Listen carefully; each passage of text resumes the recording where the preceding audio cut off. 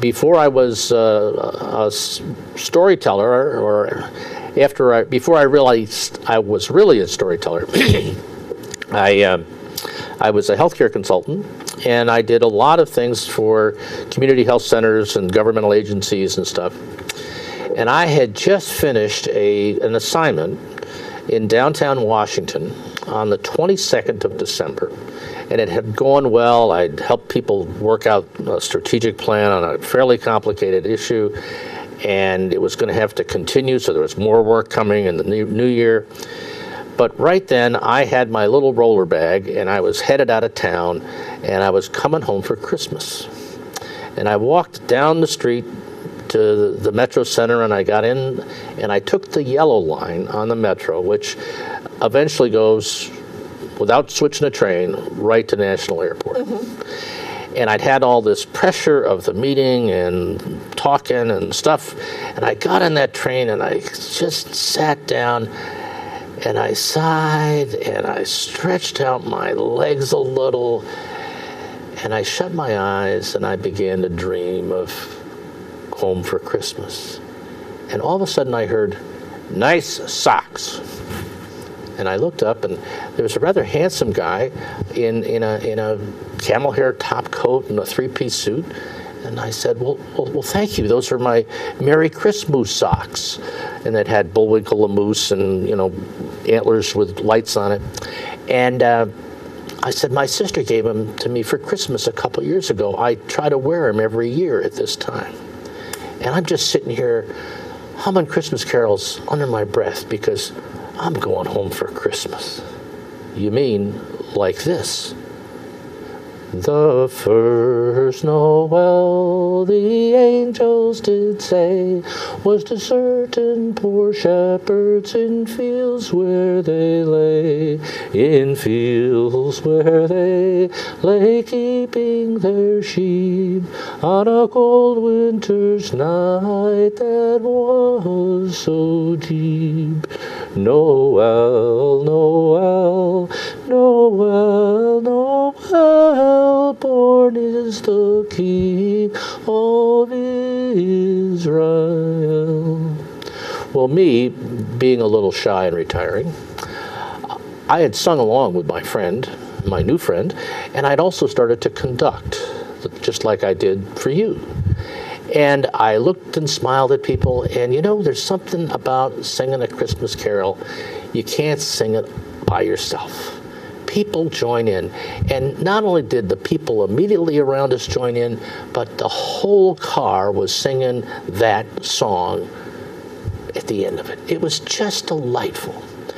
And my handsome friend in the three-piece suit, the sound of the first Noel hadn't left the car before he starts. It came upon the midnight clear, that glorious song of old, with angels bending near the earth to touch their harps of gold. Peace on the earth, goodwill to men, from heaven's all gracious King.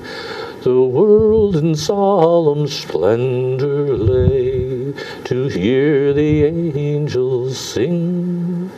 Well, we all got into that too. And then my friend turned to me and smiled. The car stopped, the doors opened. He said, "Merry Christmas," and he got out of the car.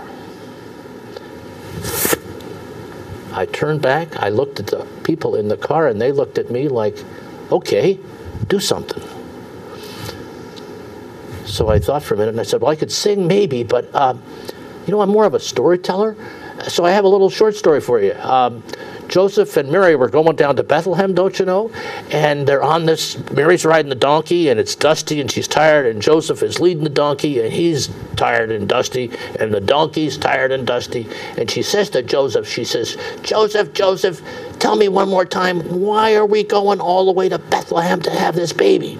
And Joseph says, that's the only place the HMO is going to cover the delivery.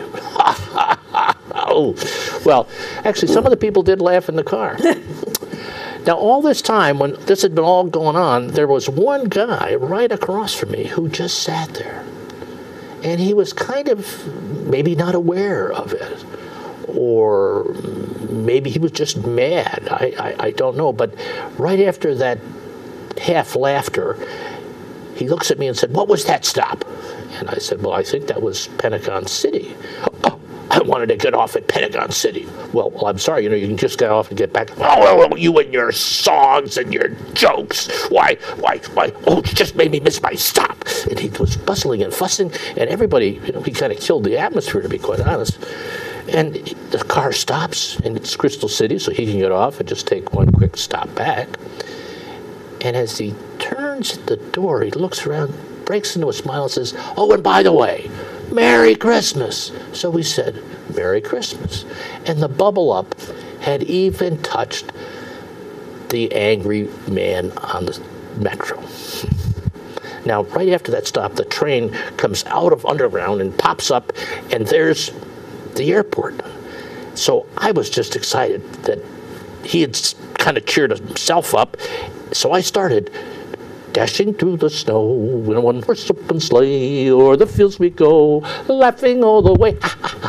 Bells on bobtail ring, making spirit bright. What fun it is to ride and sing a sleigh song tonight. Oh, jingle bells, jingle all the way. Oh, what fun it is to ride in a one-horse open sleigh.